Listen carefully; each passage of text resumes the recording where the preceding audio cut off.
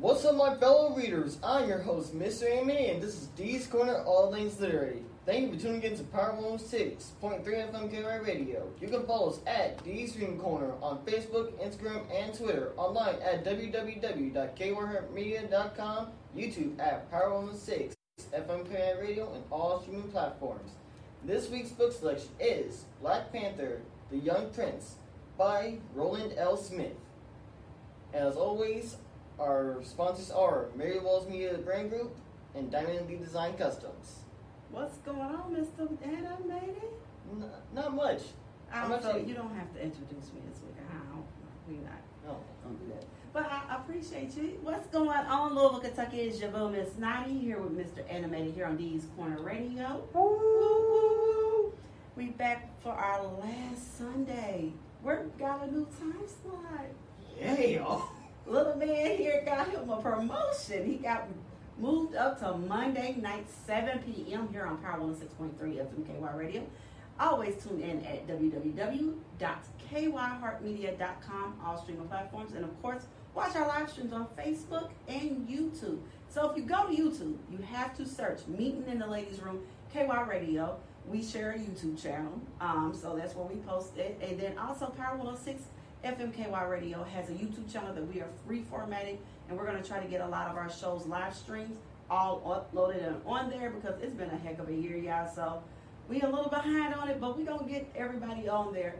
But you can always find everybody at www.kyheartmedia.com, and we're moving to Monday nights.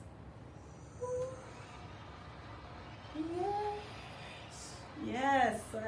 So this is our official last Sunday in the studio. All right, so we changed up the show due to current events. So first of all, we want to take and have a moment of silence for Chadwick Boseman.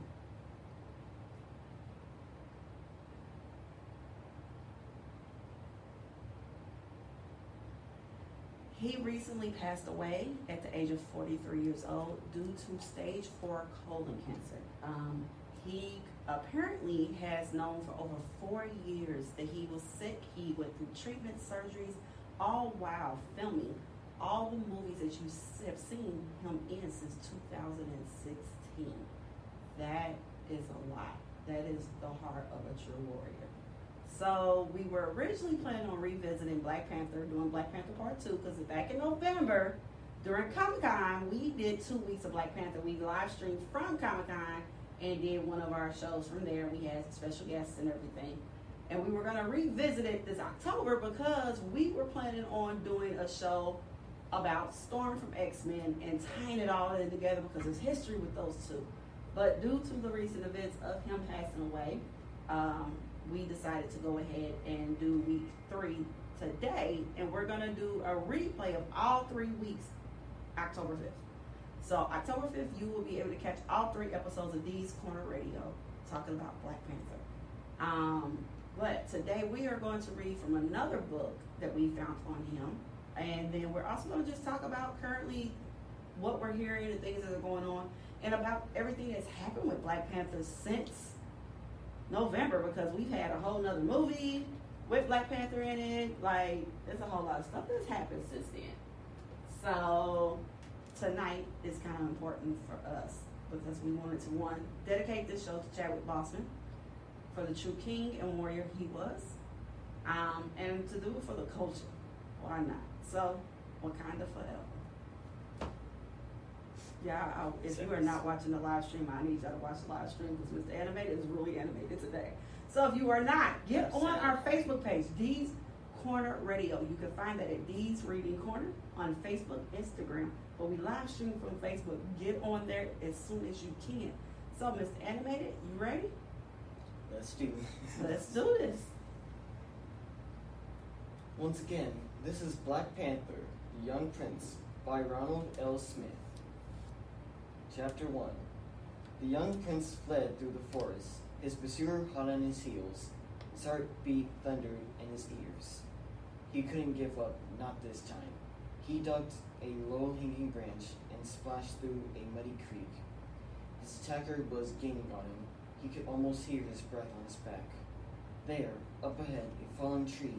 He jumped and his legs were pulled out from under him. He crashed to the ground. Strong hands grabbed his ankles. He tried to break free, but his foe rolled him over and pinned him to the damp forest floor. I got you this time, Baka hissed. Nowhere to run now. The prince gasped for air. Okay, he said. You won this time. Want to go again? Baka rose and extended a hand, pulling his friend up with a firm grip. If it hadn't been for that log, the prince started, brushing dust from his linen trousers. Baka smirked. Excuses, excuses. I beat you fair and square, T'Challa. T'Challa looked up and cocked his head. Don't you know it's not smart to mock your superiors? M'Baka bowed low in fake sincerity. O mighty prince, please forgive me for the error of my ways. I am but a lowly servant. T'Challa rolled his eyes. M'Baka was T'Challa's closest friend. They did everything together, sneaking out when they were supposed to be studying, playing practical jokes on unsuspecting victims, and sometimes venturing as far as the neighboring city. Even though T'Challa was supposed to have a personal guard with him at all times, like now for instance. One thing he would never forget was the look on his father's face when he came home late once, after being gone for hours. The whole tribe was out looking for him. His father had said, "There are dangers in the forest, T'Challa. You must always be wary." It was a lesson he took to heart, but every now and then, M'Baka egged him on, daring him to break every rule the king laid out on him.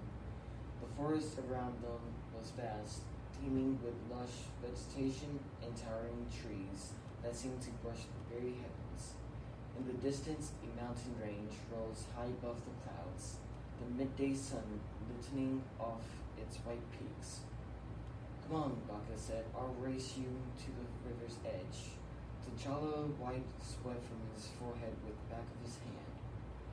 He was tired, but he couldn't let M'Baka know that. He crouched low, ready to sprint. Go, M'Baka shouted. Both boys dashed through the forest, trampling broken branches and leaping over fallen tree stumps.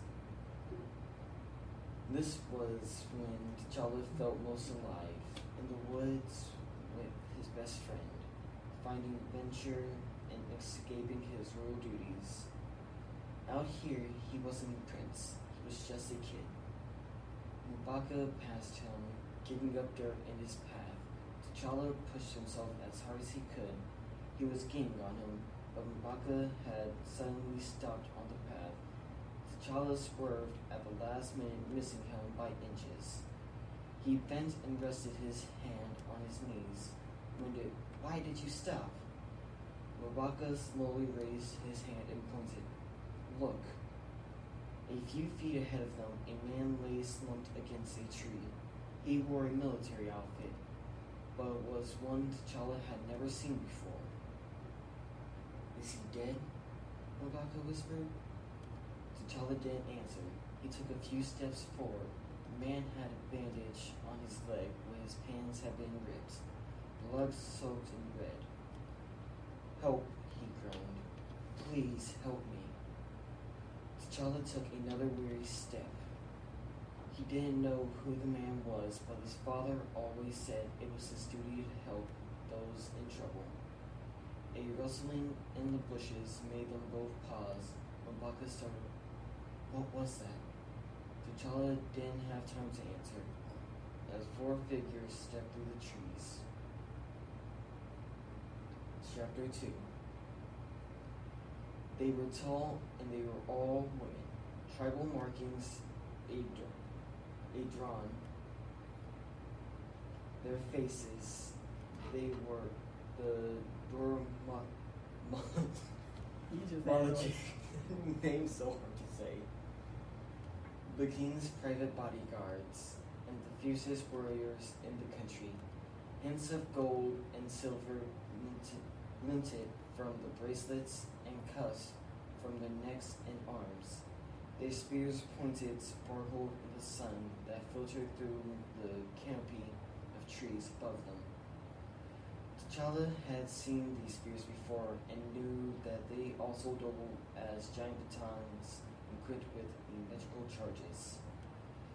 T'Challa tensed. "My prince," one of them said, stepping forward with a slight bow and placing her right hand on her heart. "The king has demanded your presence." T'Challa was taken aback. "This man," he started, coming back to the moment. "He needs help. He was mauled, or we will take care of him," the woman said, without the slightest hint of sympathy. The man tried to get up, but one of the Malaje thrust her spear just inches from his neck. "Don't leave me with them," he pleaded, his eyes going wide. "Please." T'Challa didn't want to leave, but he had to obey his father's command. Even if he did feel sorry for this strange man, and whatever plight he had fallen into, he turned to M'Baka. "I'll see you later. I have to." "He is also summoned," the woman interrupted him. "Both of you." She casted a sidelong glance at M'Baka. "Now." Ooh, child, they in trouble. Yeah. All right, so that was the first part of today's reading. 15 after, so we definitely want to go ahead and start talking about some things. Like we said, we talked about this before, but we want to give a couple quick facts. So we're going to go ahead and talk about Chadwick Boseman and give you guys some facts. He was born Chadwick Aaron Boseman, November 29th, 1976. He died August 28th, 2020, 2 days ago. He has played several historical figures beyond just Black Panther. He has played Jackie Robinson in 42, James Brown in Get On Up, Thurgood Marshall in Marshall. His role as Black Panther in the Marvel Cinematic Universe includes Black Panther. It includes, Captain America Civil War. He played in Endgame. He played in... Did he play in Infinity War too? Infinity War. Yeah, he was in Infinity War also. He's also played in some other great movies recently. 21 Bridges, The Five Bloods, and Ma Rainey's Black Bottom, which is going to be actually released here soon. They are still going to, I guess, release the movie on schedule. He is supposed to have been in Black Panther 2. Now, rumors are that they had already begun filming parts of the movie. I don't know how true that is. So we were talking about some of the things we've been seeing online over the last couple of days about where people are saying, is the Marvel Cinematic Universe going to recast Black Panther? What do you think? I really wish they would not. I mean, you don't want them to, but what do you think is going to happen? If they do, then it'll be their choice. They do own the rights to Black Panther. So, no matter what, even if we don't want it, they can do what they want. That's true, but I mean, if they're gonna, they can also make sure step into the mantle of Black Panther, because in the comics, she does step up into their role. So, first off, Black Panther, the character, first began as the first African American superhero in the Marvel comics. So he has a really, really, really long history. There was a time that he took the lead of Fantastic Four. A lot of people don't know that. The character, as we're talking about. There was a time that he was a part of the Illuminati line of comics. So he's played a major role in a lot of different supergroups and parts of the Marvel Universe, big parts of the history. So I don't think that they're going to just like fade to black the character, but I think that they're going to have to revisit the idea, because to my understanding, Marvel knew he was sick. That he found out he was sick before, I guess, or during when he first took on some of the roles that he's taken and that he was having surgeries and chemotherapy and things of that nature over the course of 4 years. So there were people who knew, but they were all sworn to secrecy, basically. So I definitely think that they should probably have some type of contingency plan in place if they knew he was sick as he was. They said that when he found out it was stage 3, and as when he passed it was into stage 4. So first of all, rest in peace, Chadwick Boseman. But I'm hoping that no one forces the idea of recasting the character. Like, I don't see how they're gonna do it. Like, considering the climate and things that are happening right now, I just don't think that would be a good move on their part. They own the rights, but I just don't think it would be a good move. Here's another fact about Chadwick Boseman. He went to Howard University, and one of his mentors and teachers was Felicia Rashad. And he actually was given money because she raised funds for some of her students to attend the Oxford Midsummer Program of the British American Drama Academy in London, which these students have been accepted, but they needed the funds. So Denzel Washington wrote this check that helped him be able to go take these classes, which led him into being an actor. So that's something some people talk about. They talk about the Denzel part, but they don't talk about how he got to that point. And that Felicia Rashad actually was his mentor from the Cosby Show. So I think that's a neat little fact about him. So, Black Panther, Part 2. What do you think? Before he passed away, what did you think that the premise was going to be for the film? From what I got from every single movie that he has been in, when it came to the Avengers and stuff like that, I felt like they were going to be facing kind of a internal and external threat. Say, for example, doesn't Galactus exist in the Marvel Universe? I believe so. Yeah, like, what if Galactus attacked? Like, Well, I think I'm gonna tell you what I think. Okay, so you remember during Endgame when they were talking about the underwater earthquake? I think that that's gonna tie in because around the area where this is happening, and the other character, which we're not gonna name him right now, where that character and Black Panther's character have history in the comics. I feel like that's where they were gonna go. Possibly that was gonna be the interaction and the big bad. And I think because of T'Challa telling people about Wakanda and exposing themselves, like you said, there was gonna be internal, external, things happening. I think that that's where they might have been going with it. But now, who knows? Because this movie's supposed to come out in May 2022. And last reports, I believe, that they were still on schedule. Everything was, going ahead. They were not, affected by COVID-19 as far as the schedule that they were on for this film to be done on time. Because, normally special effects, edits, reshoots takes about 6 months to a year. And we're already towards the end of 2020. So I'm like, next year, they got all of next year to tighten up this film. So now it's like, if they did get any filming done, now they've got to retighten up. So is it going to still be released on time? Or are they going to try to move it up? What's going to happen now? I saw an episode with Angela Bassett, who plays the Queen Mother. And she was talking to Jimmy Kimmel, and she mentioned that there was a new suit he was going to be debuting. So, costuming and stuff has already, happened. So that's why I'm just I don't know where this is going to go. But I do think that Black Panther has been important to the culture. Yeah, okay, so I actually have two opinions on what might have happened in Black Panther 2. Okay. And I know you said that person who shall not be named shall say nameless, so I think they'll just go through his backstory somewhat. What about the adopted brother? in the comic? You think he could have been a Rogue? Because you know they made a big deal about Captain America's best friend. You know, them calling him White Wolf and all of that, and them helping save him and reprogram him.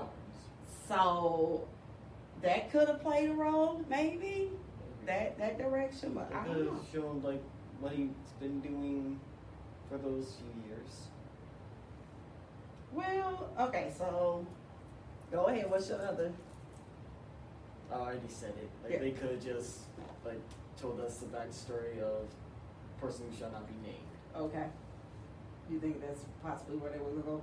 Yeah. Now, what if they do decide to make it to where they honor Chadwick Boseman as Black Panther, the character? Because, I mean, culturally, everybody knows that man for that role, right? Yeah. And when we're gonna go back over the numbers and the facts about when this movie released, how big of a phenom culturally it was.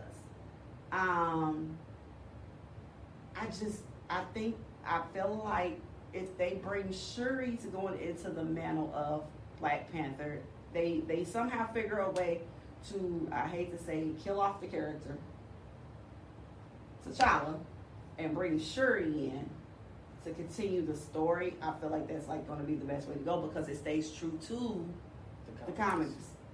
But I'm like, I don't know, like, is it too soon? Because, I mean, the Marvel Universe has got, what, 2 more stages? Like, 2 phases planned? Like, we're going into phase 4, and they're already talking about phase 5, right? Yeah. So, I'm just like, I don't know how this is going to work. They've been building up Thanos for a few years. I know, right? And now... It took them, what, three phases to get to it? Yeah. So, I all right. think it took a total of 10 years, actually. Yeah, Marvel Universe has been going on for 10 years now.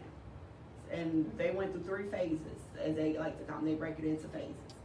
Okay, so Black Panther is a 2018 American superhero film based on the Marvel Comics character of the same name.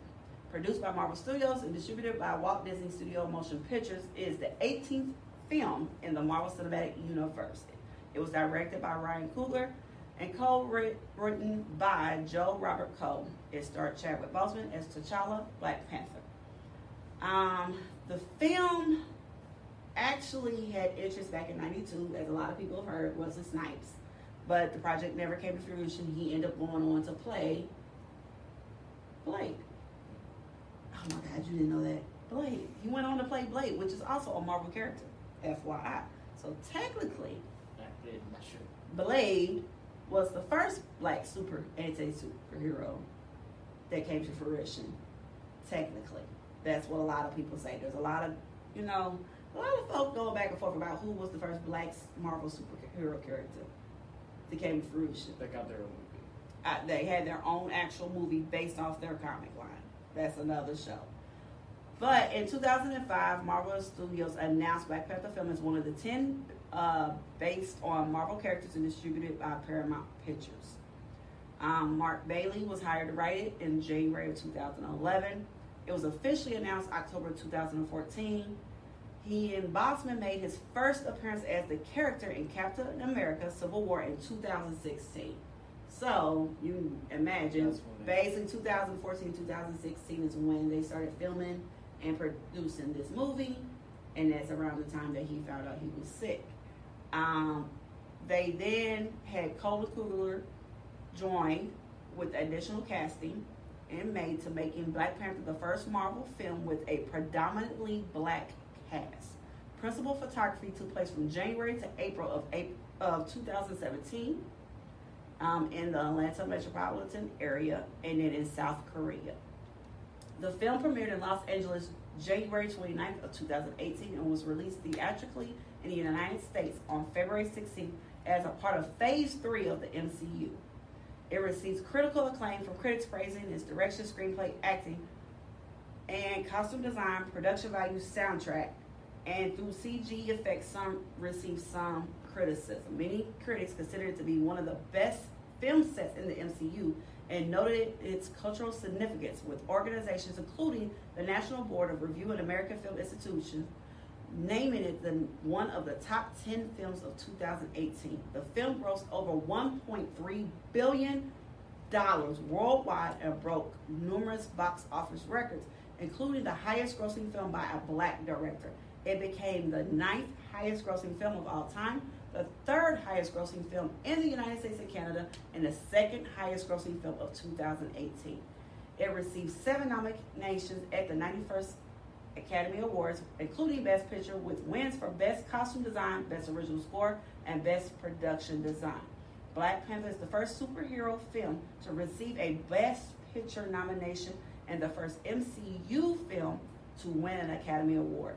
It also received 3 nominations at the 76th Golden Globe Awards, 2 wins at the 25th Screen Actors Guild Awards, and 3 wins at the 24th Critics' Choice Awards from 12 nominations, among others.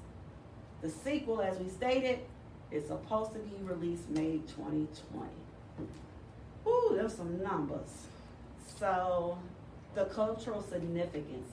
That just I just remember when the movie came out, everybody was getting prepared. Like, people were talking about what they were going to wear. People were having custom outfits and t-shirts made. People were going in big groups. People were buying out theaters to see the movie. Black Panther costume.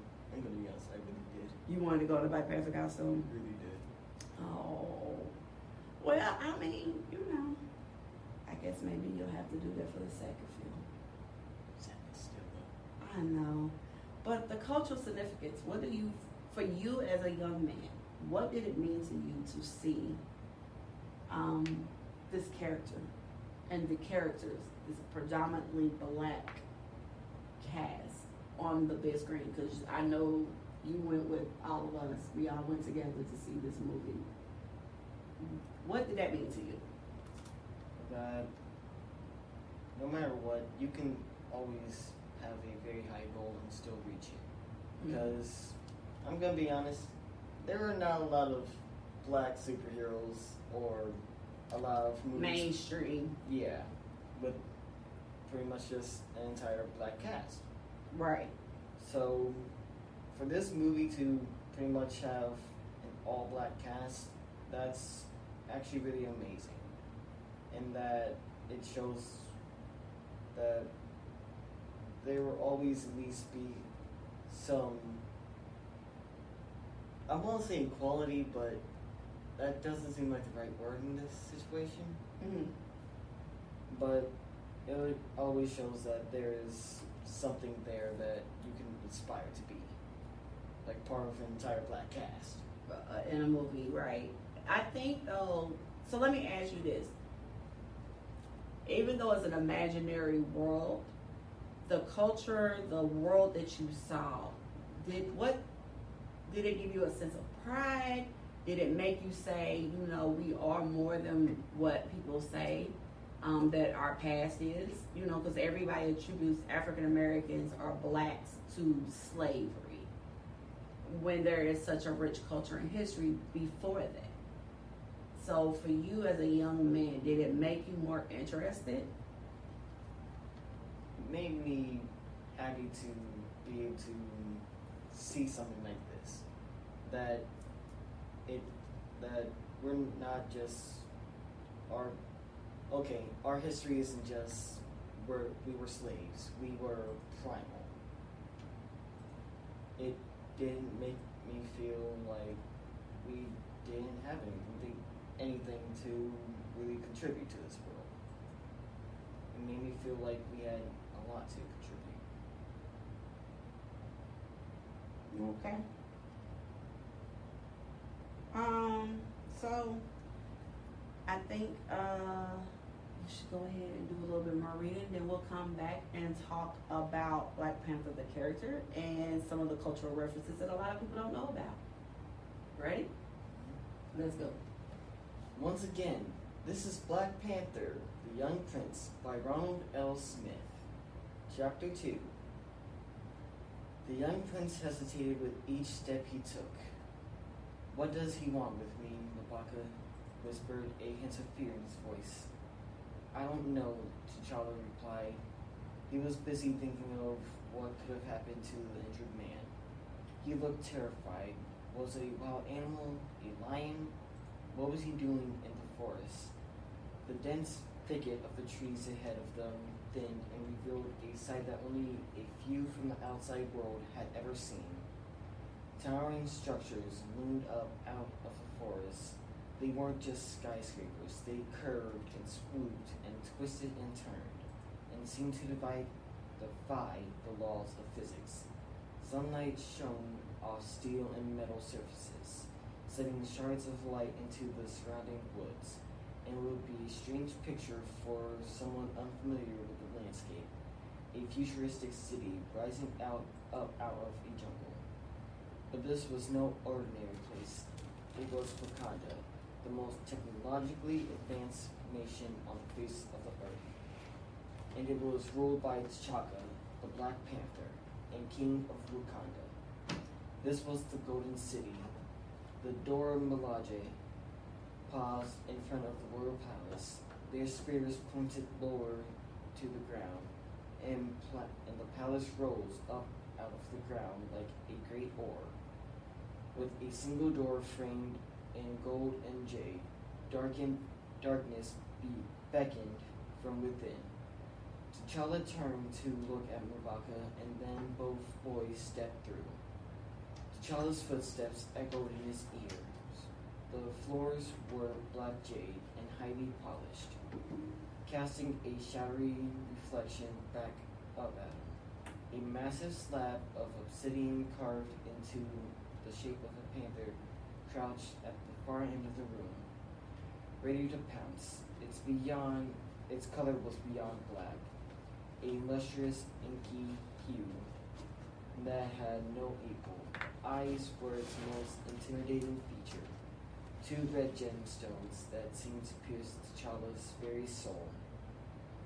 When he was a child, he was afraid of those eyes, but now he saw them as a reminder of his nation, strong and always alert. Up ahead, his father sat on the panther throne, its surface studded with gleaming stones and rare metals. The throne would someday be T'Challa's if he could only pass the ruling test and gain the ceremonial title of Black Panther. His father seemed to take up all the air in the room. Just his presence alone was enough to make grown men bow their head with reverence. He wore the robes and heraldry of the Panther tribe, and his garments shifted in color as T'Challa approached. But his father wasn't alone. M'Baka's father, Numiko, who sat on the king's war council, stood next to him. M'Baka bowed his head as he stood before the king, then glanced at his father, who remained motionless, like a soldier carved out of wood. The king of Wakanda rose from his throne. He was a big man, broad-shouldered and strong, and the weight of the nation rested on his shoulders. Son, he began, M'Baka, where have you been? The torches in the hall flickered, as if his voice were strong enough to extinguish them. T'Challa swallowed. His mouth was dry. In the forest, father, playing games. I finished my studies, and all of my lessons are complete. The king nodded slowly. He eyed M'Baka, and then his gaze drifted back to T'Challa. I have called you here because there is trouble brewing in the kingdom. Lungo finally stirred. My spy master has received troubling reports of unknown invaders on our borders. We have interpreted some of their transmissions. T'Challa's heart skipped. We saw a strange man. He wasn't from Wakanda. He was injured by an animal. Is he one of them? He will be questioned, the Black Panther replied, and we will certainly find out. Numago gave a grim smile. Who are they? T'Challa asked. Where are they from? The Black Panther glanced at M'Baka briefly before returning his gaze to T'Challa. I will tell you in time, but for now you must stay safe. If war is on the horizon, I will not put your life at risk. So I am sending you away for the time being. T'Challa swallowed nervously. Surely he was hearing things. You would join him, Namago said to M'Baka.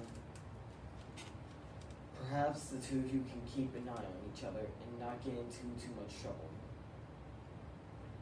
T'Challa pulled at his collar, but before he could ask another question, M'Baka asked it for him. Where? He said timidly, adversing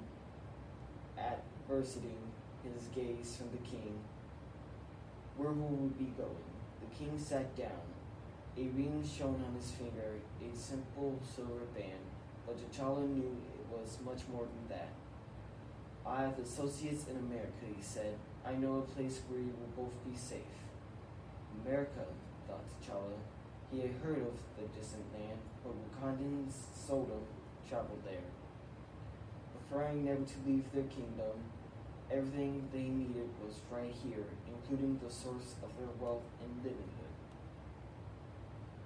Vibranium. T'Challa cast a furtive glance at M'Baka, who seemed to have frozen where he stood. Where in America? He asked. You will be going to Chicago, his father replied. T'Challa cocked his eyebrow. Chicago? He tried to recall anything he had heard about the city, but came up blank. Yes, the Black Panther answered. We have enrolled you both at school. Namago. Southside Middle School. You must assume new identities. T'Challa's head spun. A regular school, he ventured, with regular kids? I have many enemies, the king said, and I will not have them knowing of your whereabouts. Therefore, you will be posing as exchange students for Kenya. My friends at the African Embassy of Nations will be your cover. T'Challa frowned, but tried to not let his dismay show. What his father said was true. He was used to being wary of all his life. The kidnapping of a young prince could make a determined criminal very rich, if he thought his father didn't destroy them first. You will leave in a few days' time, the king said. But first, we will have a feast in your honor. Chicago, T'Challa thought, and finally remembered something he heard about the city. It was said to be very cold there.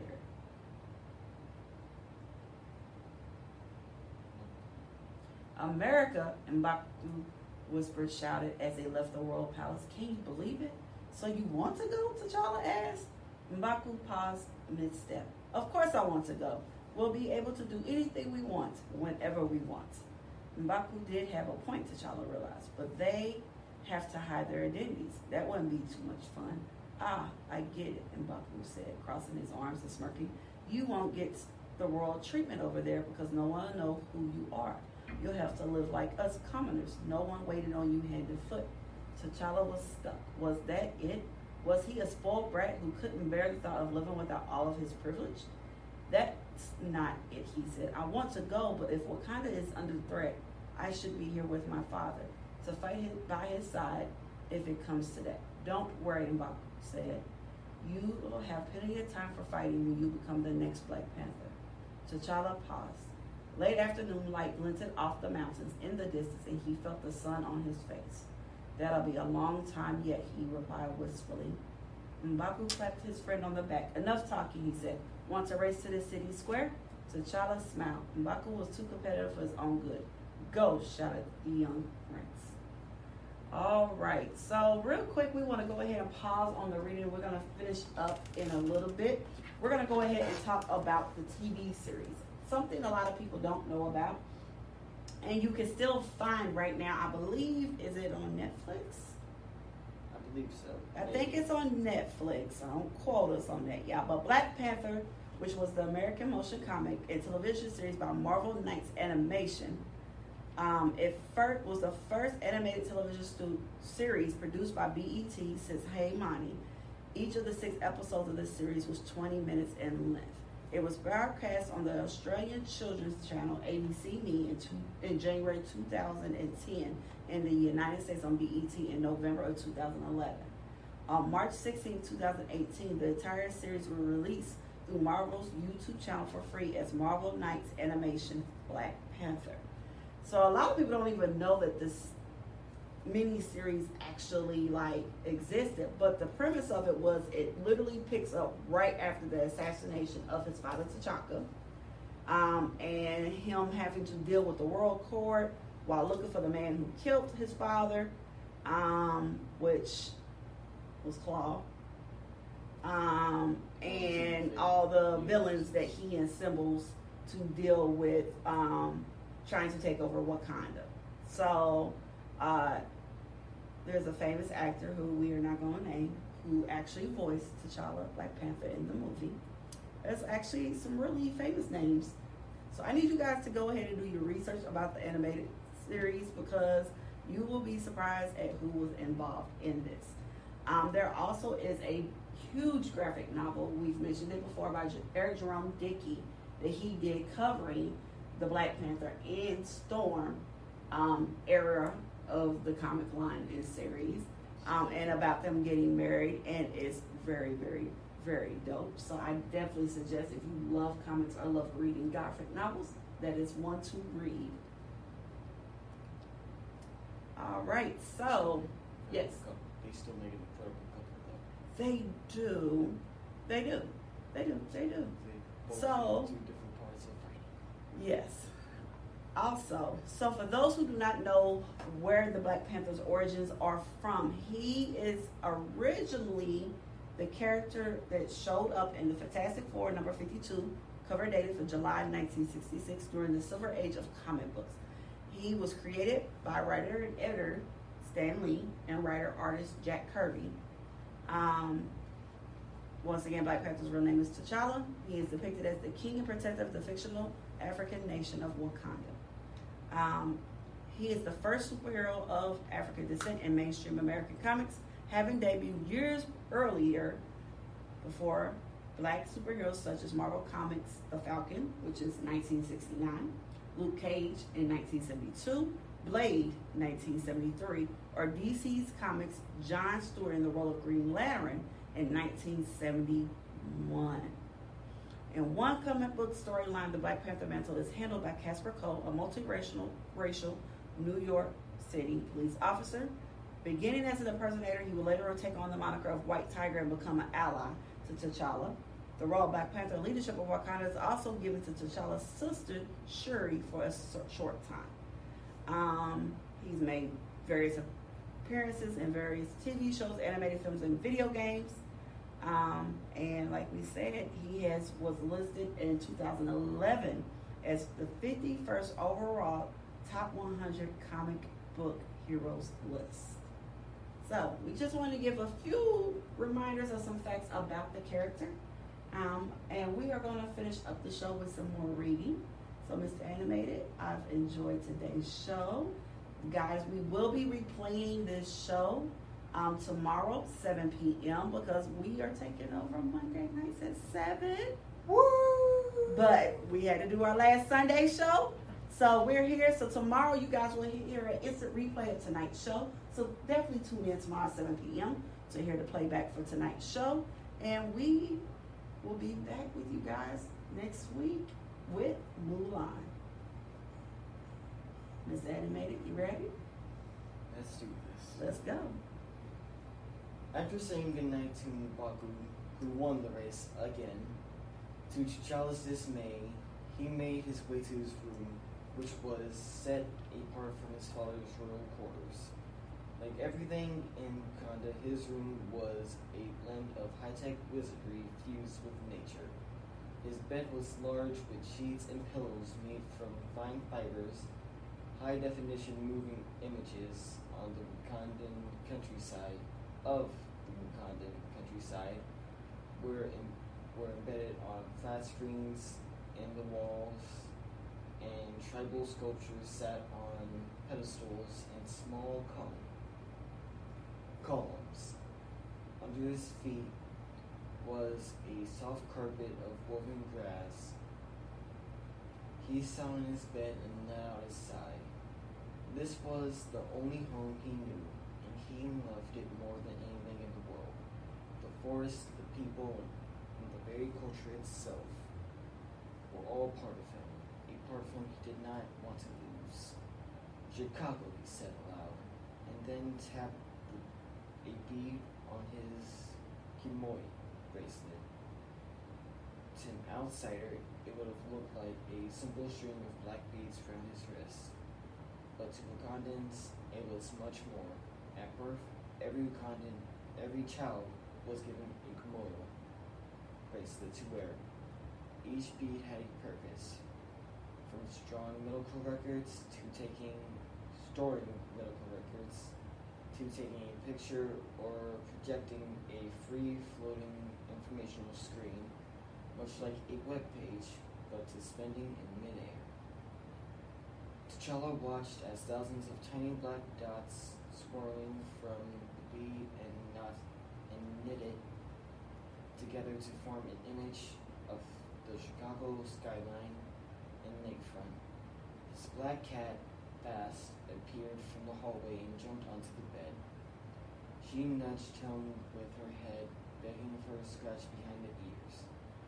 T'Challa obliged. "I'm going to miss you, little one," he said, Fast purring deeply, scratching her neck against his fingers. For a moment, T'Challa's eyes watered, but he quickly coughed instead and pretended it didn't happen. T'Challa turned back to the screen. In a few minutes, he learned that Chicago was famous for its sports teams, music, food, and the city was situated right on Lake Michigan, and was known for its cold winters and strong bone-chilling winds. That was certainly something he had to get used to. It was always sunny and warm in Wakanda. He waved his hand through the image and winked out. Fast left from the bed and meowed. "Want to go for a walk?" T'Challa asked. Outside, T'Challa raised his head to the night sky, and crescent moon shone brightly in the field of black surrounded by gleaming stars. It was hot like always, and he was glad for his loose-fitting clothes, which allowed the slight breeze to cool him off a little. Perhaps he would take a quick swim in the nearby pond, he thought, although rumor had it that a great crocodile prowled through the reeds there late at night, looking for the foolish victim who decided for a midnight swim. Perhaps not, he decided. Instead, he went to his favorite place, away from the bustle of the city center. He called it the Oasis, a soft marsh surrounded by fragrant trees and flowering plants. He loved being among the African juniper and leopard orchids, the water hyacinths, and the sweet jasmine. Small creatures stirred in the bush, night birds whistled, and every now and then a lion roared in the distance. T'Challa looked heavenward. He thought back to the stories his father had told him when he was a child.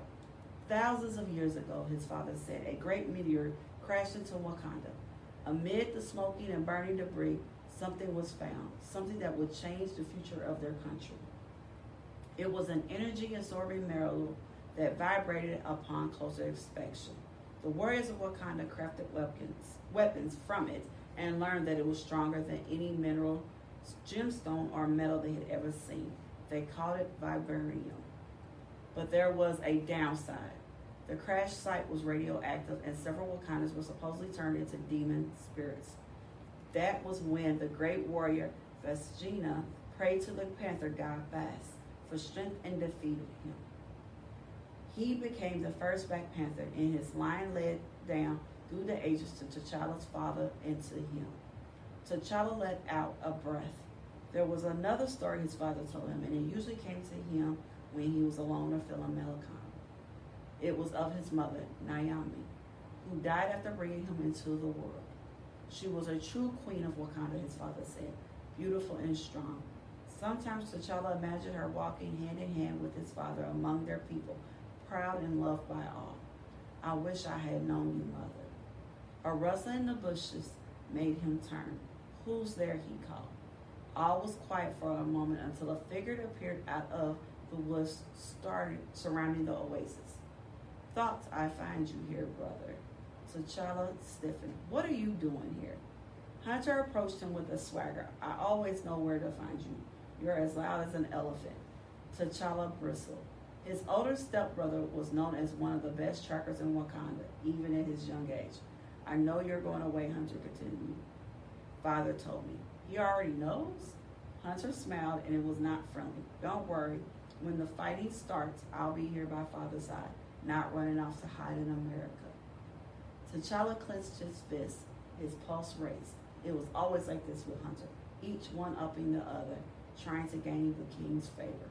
It was not my decision to go, T'Challa said. If it were up to me, I'd stay. I'm not afraid to fight.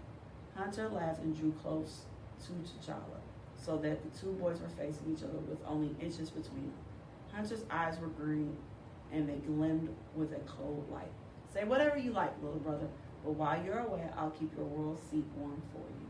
And with that, he turned and disappeared into the woods. T'Challa fumed. The string of his words cut deep, but that was what Hunter did best, getting under his skin.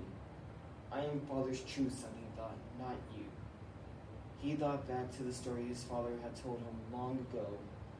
Hunter was an orphan, the only survivor of a plane crash in which his mother and father had died.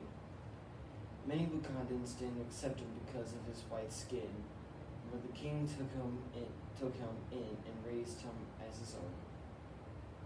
But you'll never be Black Panther, T'Challa thought. I have the birthright and the blood. T'Challa looked down. Baz was circling his legs, purring loudly. He reached down and picked her up and returned to his room. Hunter's words were still ringing in his ears. Over the next few days, T'Challa had a lot to do. He not only had to pack all his clothes, what did kids wear in America, but he also had to finish his classes with his tutors. Being the son of the king meant all his lessons were given privately in the royal palace. There were also the duties that came with being a prince. These were his least favorite, but there was no getting around them. Matters of state, his father called them. Often when his father and visitors, T'Challa had to put on formal clothes and stand by his father's side, as if he too were deciding important issues. This was not true, of course. It was only a display of unity on behalf of the royal family.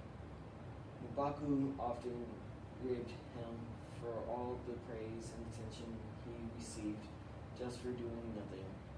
Prince Lucky he called him. T'Challa usually brushed it off, but sometimes it usually grated at him. The news spread quickly through Wakanda that their prince was going away. His father called it a journey of discovery and said that his son would be traveling abroad to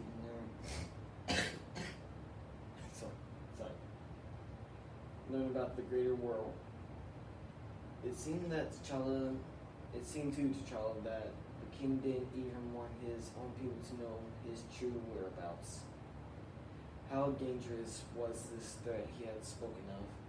He would have asked before he left for America. He was reminded once again of the strangeness of it all. He just hoped that he and M'Baku would be able to fit in. The day before the celebration, T'Challa and M'Baku took a walk through the city center. Preparations were underway. Open-air pavilions were being set up, and T'Challa marveled at the Wakandan artistry on display. Some structures were made from material that looked as thin as paper, but curved and folded into elaborate shapes.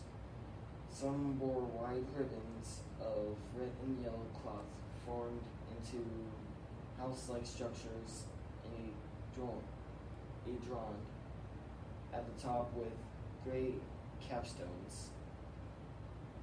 But one that took his breath away was a pyramid that looked to be made of glass sparkling in the sun. "This is all for you, my friend," Mbaku said, waving a hand in the air. "Well, you too," T'Challa countered. "It's for both of us," Mbaku frowned. "Right? Keep telling yourself that." T'Challa shook his head. "Your father is a high-ranking military official, a close advisor to the king. Your well-being is just as important as mine."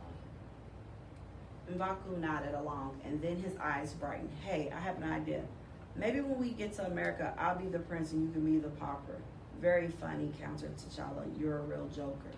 That night, T'Challa met his father at the palace to learn more about his trip. He entered the throne room as another man was leaving. He was clean-shaven and massive, with arms as big as tree trunks. He nodded respectfully at T'Challa and then left the room. T'Challa listened to the man's footsteps as they faded down the hall. After waiting another moment, he flopped into one of the many chairs and stretched his legs out in front of him. He rubbed his forehead. "Tired?" his father asked. T'Challa looked up. "Not really. Just wondering what it would be like in Chicago." He shifted in his seat. "Why did you choose it? Why not New York or another city?" The Black Panther cradled his chin in his hands. "I spent time there when I was a young man, studying and learning about the world outside of Wakanda. Found the people there down to earth and honest. I think you will too." "I really want to see New York one day," T'Challa said. His father nodded. "Chicago is cold, T'Challa, but New York can be even colder if one does not find his or her way. I am sure you'll do well in the Windy City. Plus, the African Embassy of Nations knows who we are and is making accommodations as we speak. You'll be in good hands." "But what about this threat?" T'Challa challenged him. "I should be here by your side in case of war. A son's duty is to obey his father," the king said. "What about Hunter?" T'Challa persisted. "He's staying." All right, so we have reached the end of our show today, Mr. Animated. You good? I'm sad and happy at the same time. Oh, all right, so I'm gonna go miss you ahead. on Sunday. I know, this is our last Sunday. It's been a blast. Thank you guys for the last years of supporting Dee's Corner Radio here on Power 106.3. We are moving to Mondays nights, 7 p.m. starting on the first Monday of September. So tomorrow is technically the 31st, y'all. But we will be having an instant replay tomorrow night, 7 p.m. of tonight's show. So definitely tune in tomorrow night here on Power 106, right after Combos with Chris Cognac. We will be having an instant replay of tonight's show, but then the following Monday we'll be here back live with... We will be back with Mulan. Yes, because what's happening? They're making a live action. They already made the movie. Yeah, they already made the movie, but they're adding it to Disney Plus. So we're going to get to watch that this week coming up. And then we're going to report back to you guys and talk about Mulan, all things literature, and the culture. Closes on that. And always remember, we wouldn't have made it this far without all of you. So, remember, I'm your host, Mr. Animated. This is Dee's Corner, and I will read with you later.